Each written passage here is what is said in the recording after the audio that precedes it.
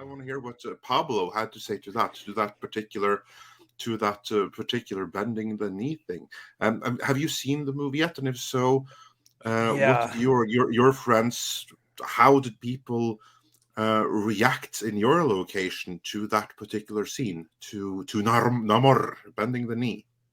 Well, two out of the five people that were on the theater that day on that function left middle of the movie, so that should say a lot. But I actually hated the movie. That scene when Namor bends the knee goes even deeper because basically Wakanda fulfills what started at the beginning of the movie. When the queen is talking to the United Nations, she's so gung ho about if you try to get to our level, if you try to get the technology and the vibranium, we will start nuclear war with vibranium and level everybody up. So basically, if you try to rise to their level, they will kill you. Then at the end is basically Wakanda is a colonizer country. They actually conquer Talocan. So this time it was not white people; it was black people that colonize the natives from. I don't know if Talocan is even on America. I think maybe it's in the middle of international water. So whatever.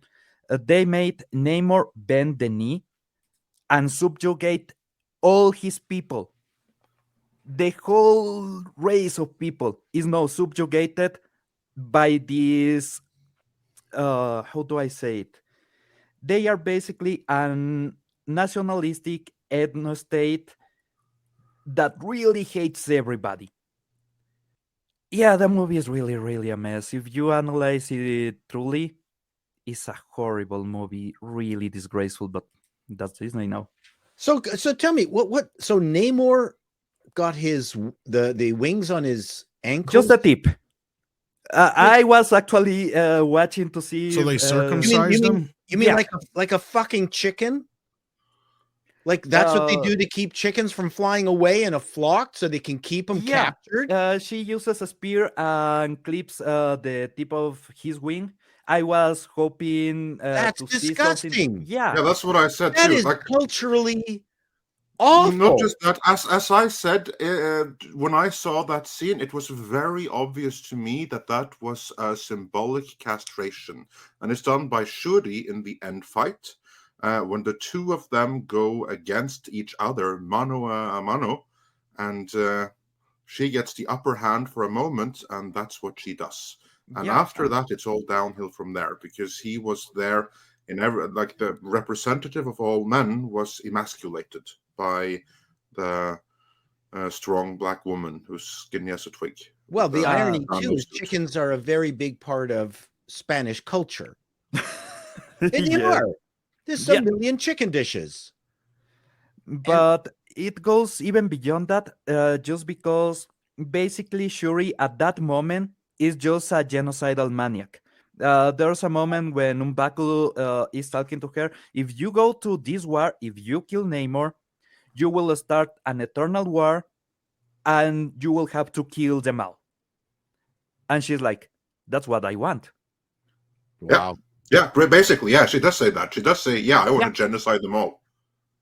So she is a genocidal maniac that is going for Namor. And what does she does? Clips his wings and Wow. is ready just to kill him and start a genocide. The symbolism of that is horrible. Exactly. It is. I mean, and this is my objection with the movie. It's right there beneath the surface in the subtext. It's a truly disgusting movie. It's, Wow. I And I'm mean, seeing a lot of people say the same thing. Or like, there's a few people who did enjoy the film and they just don't see what you guys are seeing. And I saw the same shit with Batman. yeah. And that's what I mean, because it's right there beneath the surface. It's not at the surface layer. If you just watch the surface layer and that's all you see, you won't see it. But take one step into the subtext, and this becomes a truly ugly, divisive movie. Showing that the true colonizers were the Wakandans all along. Yeah. By the way, they use colonizer as how do I say it? Basically, anybody that is white is a colonizer, and Shuri is like, that's my favorite colonizer. Is something like if an American goes, that's my favorite N word. Yeah, exactly. It's literally the same thing. Yeah. So it's just a disgusting movie. It's really horrible, and I'm surprised that something like that could be released from a major studio. But yeah, Well, that's if you're virtue signaling, then actually it's heroic, Andre. yeah, but that's I mean, up is down, black is white, and being a genocidal maniac is heroic. So as long as you want to as long as genocide it's the right one group people. doing it. Yeah, like Panther. The DCV Titan said for $5 Canadian. I heard something from Tim Pool. Is it true that to defeat Namor, they have to dry him off? Because if he has a wet back, he's Oh, too powerful. oh, nasty. You know what? That actually went completely over my head.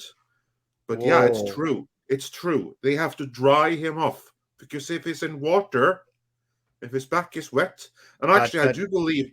I mean, Pablo, didn't they not Mikey say brought this it when up they went too. through the science that if his back is wet? Did they say this? Yeah, but it goes deeper than that. The way that he gets into Wakanda is crossing a river and he's soaking wet, so he's a mojado.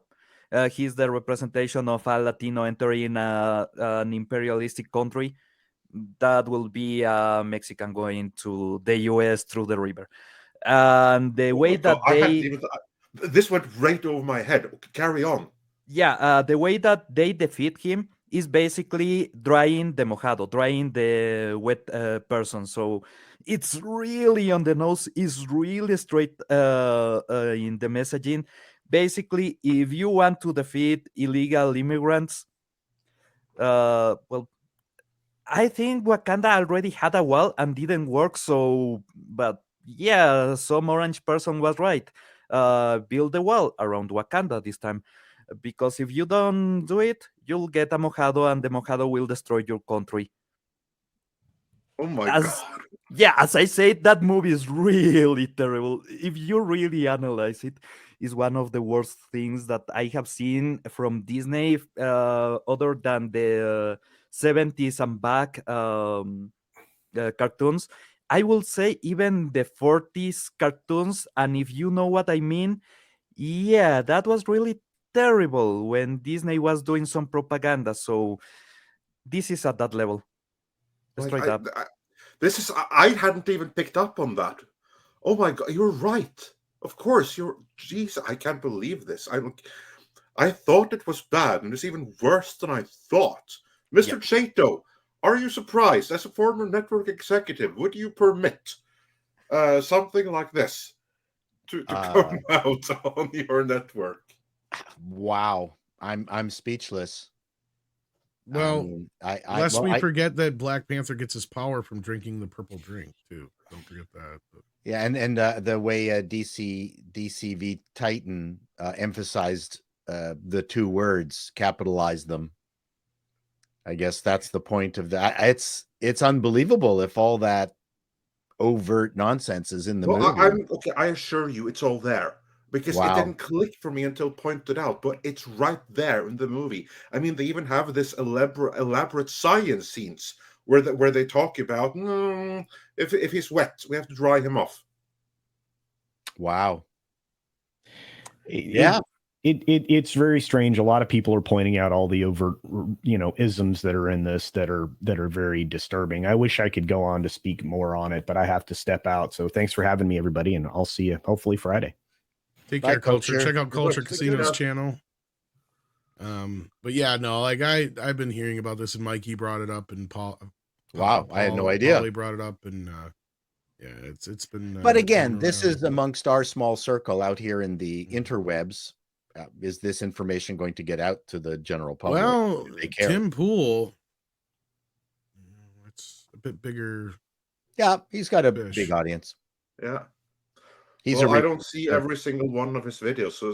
And this, I'm disappointed in myself for having missed it, but yeah, obviously, like, it fits right in with the rest of the movie, because really, this is a disgusting movie. It really is, and it's even more disgusting than I gave it credit for. I'm amazed. This is so wild. I'm not even certain that they did this on purpose. Here is the thing about this movie. It's basically not a real script. It's a thesis on racial power relationships based on intersectionality. And you can actually analyze it like that because none of the characters have a flow, have a real arc. They just react to power and race. That's everything they do. Yeah, this is So true. yeah, if you analyze it from that level, you can see all the layers, and it's basically an intersectional. Uh, how do I say it? It's not a wonderland, but it's the closest that they could have to exactly what they actually want. That is this division between races and these clear lines of where the power lies. And that's everything on the movie. So from that, you can see every single interaction and how it works. And it's not an utopia because it's dystopic. It's completely dystopic. If you think the world will be peaceful just by everybody separating by races and attacking the other races for supremacy, the world will be what it was like a couple 100 years ago. But it's a complete mess because of that, because every single character needs to oppose the other race and be against the other race, and there's traitors just on the races that are considered bad because the whites are bad, so they have a white man that is telling the black people everything that the white people are doing so they can get the upper hand. And it's crazy. It's really crazy. Every single layer is basically how to manipulate the others to gain power and to destroy the other race. That's the movie. Yeah, you're right. Sounds You are like our absolutely right. universities up here, Yep. which have got segregated yoga sessions. I thought segregation was bad. Apparently not. Yeah, well, that depends on who's doing it. And also, I'm just going to jump another super chat here. We'll get to all the others, but since it's so pertinent, to Neil89 says for $2, Wakanda, Whoa. the birth of a nation. Whoa. Yeah. Wow. That's interesting.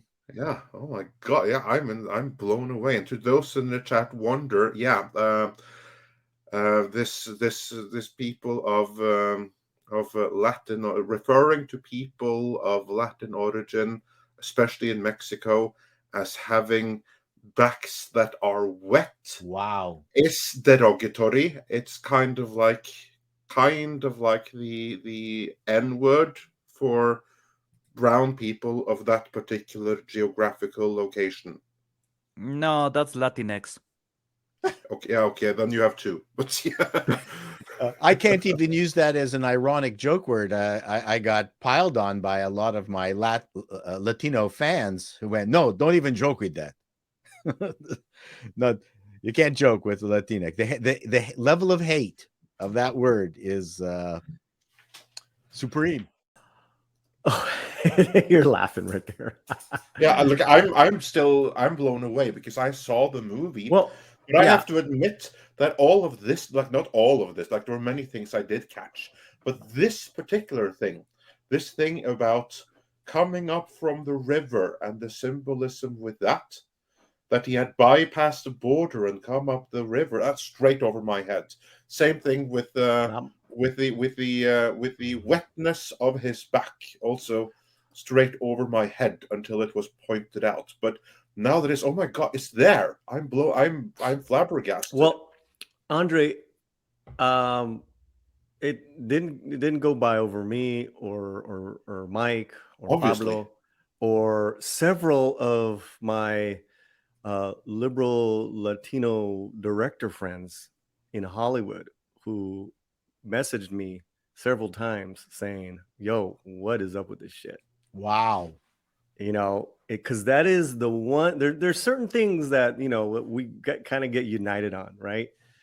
You know, as when it, because at some certain time, here in the States, it just kind of is what it is. We've been called that word. It's been a while for me, or its connotation or its reference as far as being called a wetback, but the connective, it's like a connective sore subject. And it's not something like the N-word that within our community we say, yo, what's up, my wetback? No, we don't talk like that. We don't use that reference. We have other, twisted, dark things that we call each other. Not dark as far as dark in color, but just dark in our psyche. You know what I mean, Pablo? Yeah, it's totally like that. I was only surprised that the people on Talocan didn't have beans. Well, They that would have didn't been eat cool. beans. I said that, if Namor showed up with some tacos and tamales and hey, let's talk it out. Oh yeah. That would have been authentic. Come over to the house, compa. Let's talk. So yeah, the 9:30 mark. I think we should, if you don't mind, he hits it really fast. He hits the mark real fast, Andre. An allusion to the U.S. in many ways. And then one day, Kukulkan breaches Wakanda. But how? Well, let me ask you this question first. What is, and I'm deeply perturbed by this, a racist slur for an illegal immigrant crossing into these United States? I'm not going to say it, but it has something to do with being wet. And you know what I'm talking about. The trope of these individuals crossing the river, soaking wet, and rising up to breach this great nation, the most technologically advanced or whatever you want to call it, the most powerful nation on the planet, the United States. And that's what Queen Ramona says. I am the queen of the most powerful nation in the world. But one day, a Mexican man crosses their river and enters their country. Now, you may be saying, okay, yeah, but it's Namor, right? It's Namor. He's a water guy. How do they defeat Namor? They must dry his back off. I couldn't believe it when I was watching this. They figure out, they're like, how is he so powerful? It's because his back is wet. Okay, it's a little bit of an exaggeration, but I'll explain. It's because he's wet himself, and his skin absorbs oxygen out of the water through diffusion while breathing. So he's got seemingly this endless stamina. They're like, he goes in the water, and when he comes out, he's very strong. We need to dry him off. Here's how they end the fight. This is it. They trap Namor, I'll explain that in a second, in a ship with evaporators to dry his skin off because he's a Mexican who's wet, who was able to breach Wakanda by crossing their river. That's literally the movie. And so they're drying him off, and he's going, whoa, what's happening? And so then he tries to break out of the ship. She goes, quick, we must get him to the desert. And they fly him to the desert. I'm not kidding with this. Not kidding. So Andre. Yeah. They crash. And then they're fighting, and Shuri is the Black Panther or whatever, because she was able to synthesize this thing, whatever. They're fighting. That's pretty good. And Andre. he's winning. Namor is winning. Yeah. Despite the fact she was trying to dry him off.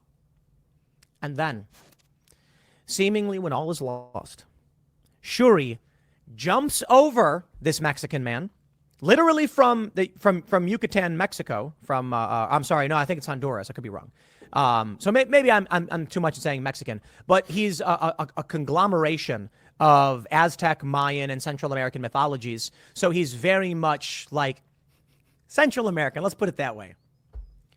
She jumps over him, and he's going, water. And then she presses a button, and jets hit the back of Namor, burning him, drying him off. And then he goes, and then he collapses. Okay, I know.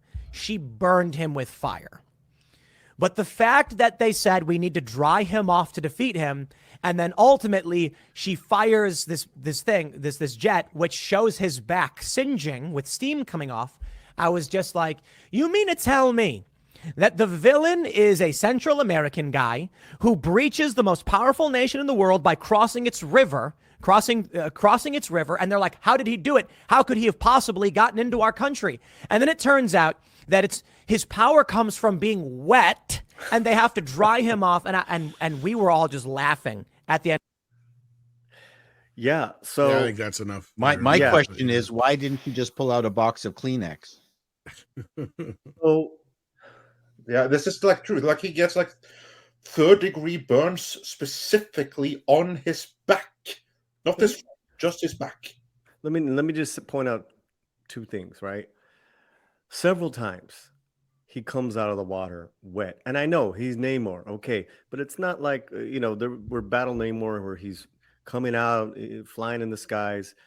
These shots were over the back, and if we're nitpicking, it's like, oh, you're just nitpicking, Paul. You're just being sensitive. It's not a good image, guys, especially right beforehand when the Queen is saying, how did you get here? How did you cross our rivers? How did you get into Wakanda? Do you understand what I'm Yeah. saying? And this is such a Hollywood freaking trope. This is we're piñatas now to the MCU. Okay, we're either traveling, whatever you call it, speaking Spanish to Doctor Strange, and without papers, America Chavez, trying to find a home, or we're this guy, crossing borders, uninvited, a stranger,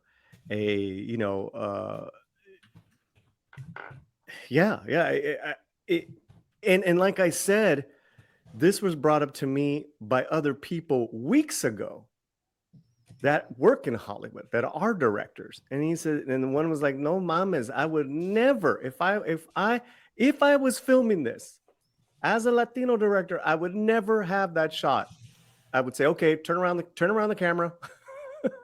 There's different ways to make this man, because the harrowing fact is, and this is the problem when you have real world problems in these freaking superhero movies, is that people are dying of heat exhaustion, of terrible causes, just trying to come to America, right? And however politically you think about that, that's not my problem. That's not what I'm saying. Is that this is a major issue along the American border that we're dealing with, and people are really dying from heat and sun exposure. It's quite tragic, and the way they present this to have, and I think Tenoch does an admirable job with what he has. He has some really good scenes, and then the way you take him out, it's how you took out T'Challa, not even on his shield, but on his knees, killing the Macho Man out of him. So this is not just us in our community. These are other creatives in Hollywood working, who would never ever, first of all, they probably would never take on this film to begin with, because it's like, give me, you're gonna give me a budget like this, no mames, I'm gonna go and create something spectacular for you. Like me and Andre have talked about it, as far as like, let's go into amazing Mayan and Toltec lore, like the Vikings of old. That would be awesome. This is not it. There's some beautiful elements, and when the Yucatan Mayan is spoken, it's pretty cool. Let me ask you guys another thing. Why did Pablo? ¿Por qué hablas en inglés a Namor? ¿Él entiende inglés? No. Yeah, he was isolated for 500 years or 400 years, and somehow he knows Spanish and he knows English really, really well. Also, I was thinking about something on the movie. If they wanted to dry Namor, they just need to keep using the same editor, and the bad editing will do the work, because he goes out of the river, he's soaking wet. They cut to Shuri and the Queen, and they cut back to Namor, and he's completely dry. So that's all they needed. They needed to hire that editor, and Namor is defeated.